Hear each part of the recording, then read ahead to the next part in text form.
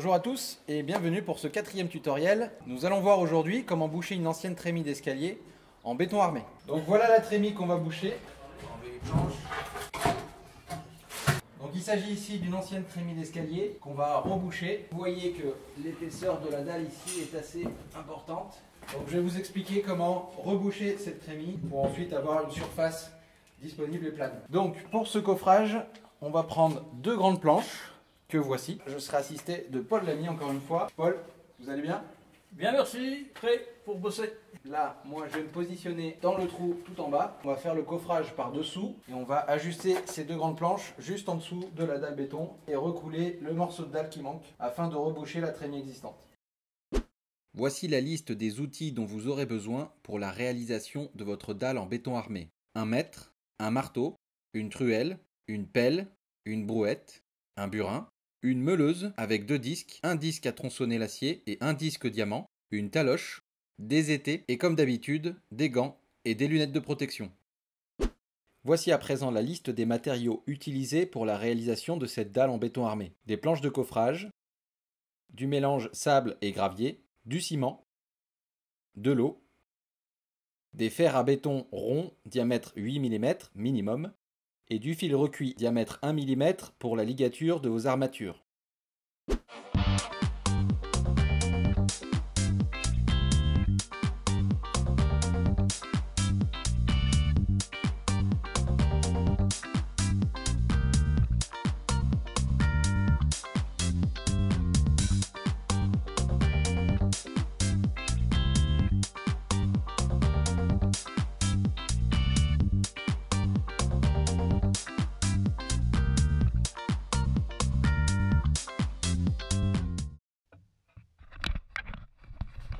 Voilà, donc maintenant que notre coffrage est posé, je vais tout de suite vous montrer en dessous, voir ce que ça donne. Donc excusez-moi, j'ai pas pu vous expliquer comment réaliser le coffrage de cette trémie. Tout simplement parce que on est dans un endroit très complexe. J'étais dans un trou et il fallait qu'on fasse passer les étais, qu'on fasse passer les planches et qu'on mette les étais sous les planches pour pouvoir les faire tenir en dessous. Je vais vous montrer dans un instant ce que ça a donné, mais si je n'ai pas expliqué cette étape, si je n'ai pas expliqué l'étape du coffrage, c'est tout simplement parce qu'on était dans un endroit très spécifique et généralement quand on est en dessous sur une dalle plane, ça se passe beaucoup mieux que ça. Excusez-moi d'avoir coupé la vidéo, on reprend tout de suite.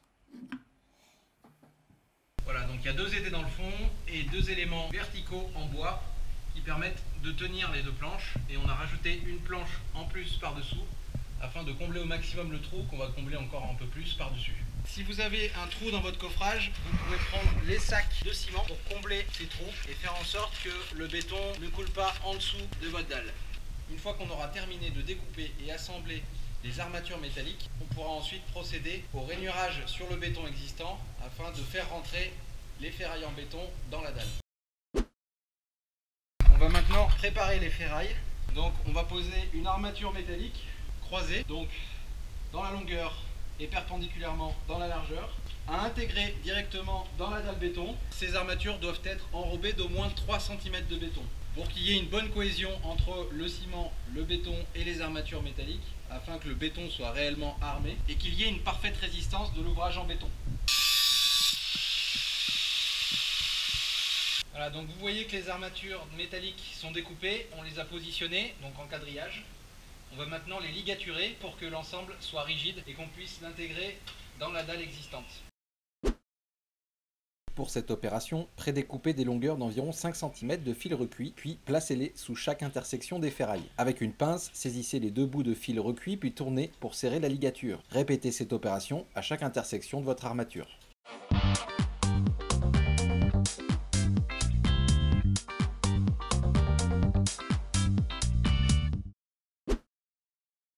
Voilà, donc une fois que les armatures sont prêtes, on va pouvoir maintenant entailler le béton donc aux endroits où les armatures vont dépasser. Ces entailles permettront d'intégrer l'armature dans la dalle existante, permettant d'avoir une cohésion entre la dalle existante et la nouvelle dalle béton qu'on va couler dans un instant. Attention, poussière.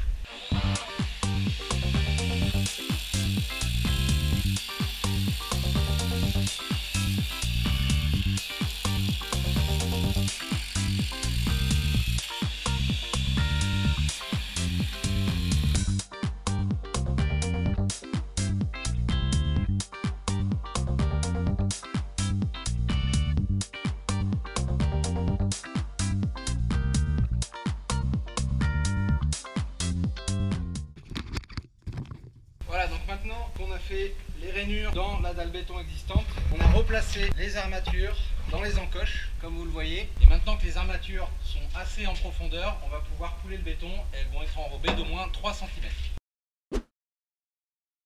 On va maintenant passer à la préparation du béton. Pour ça, vous avez besoin de sable mélangé granué. À cette préparation, on va ajouter le ciment.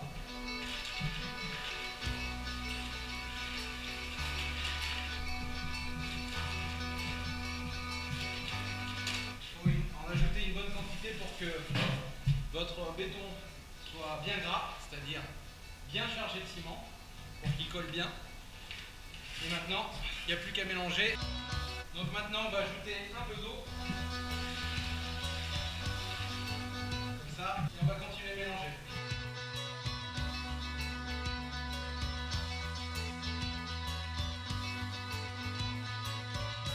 Voilà, maintenant que votre béton est prêt, il a la bonne consistance, vous n'avez plus qu'à le couler dans le coffrage.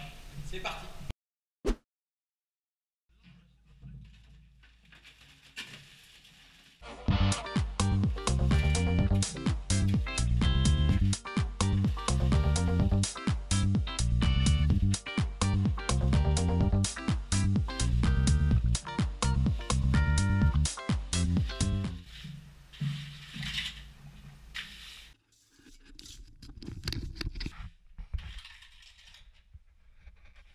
On a maintenant fini de couler, donc maintenant il va falloir lisser la surface du béton pour que ce soit bien propre. Avant de faire cette dernière étape, vous laissez tirer le béton, c'est-à-dire vous le laissez sécher un petit peu et après vous pourrez passer au lissage du béton.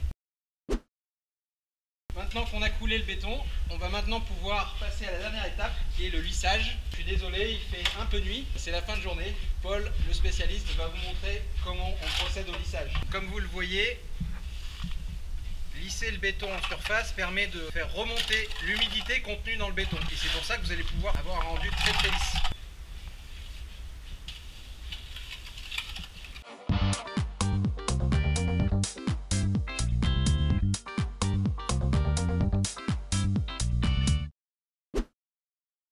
Je ne vous montre pas la phase de décoffrage tout simplement parce qu'en dessous il y a zéro lumière. Et on a vu ce que ça donnait la dernière fois. Vous n'allez rien voir du tout. Le décoffrage a bien été réalisé. Mais vous inquiétez pas, vous ne perdez pas grand chose. Le décoffrage, ce n'est pas ce qu'il y a de plus compliqué dans cette opération.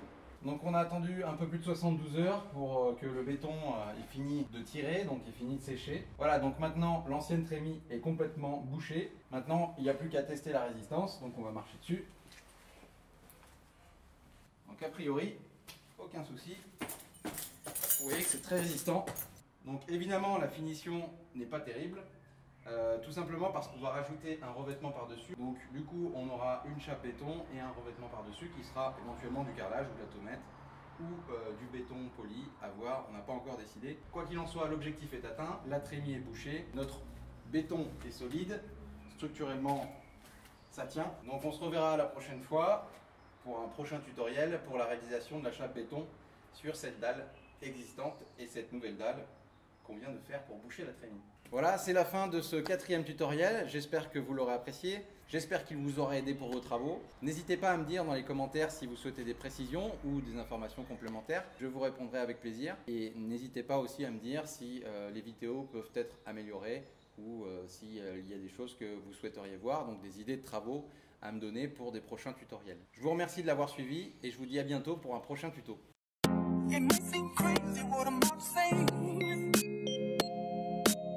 Sunshine, she's here, you can take a break. Hot air balloon, I could go to space. With the air, like I don't care, baby, drive away. Because I'm happy. Clap along if you feel like a room without a roof. Because I'm happy. Clap along if you feel like happiness is the truth. Because I'm happy. Clap along if you know what happiness is to you. Because I'm happy. Clap along if you feel like that's